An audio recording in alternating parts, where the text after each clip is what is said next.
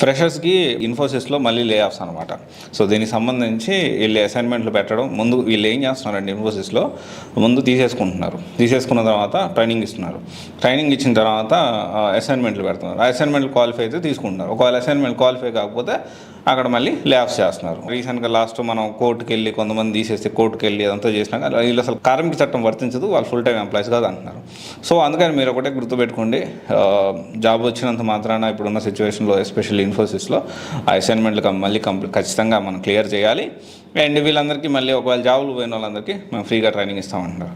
Anyway Infosys ముందేగానే వీళ్ళని recruitment చేసుకునేటప్పుడే మొత్తం test చేసి తీసుకోవచ్చు కదా, అప్పుడు ఇంకా బాగుంటుంది కదా అనేది నా ఒపీనియన్.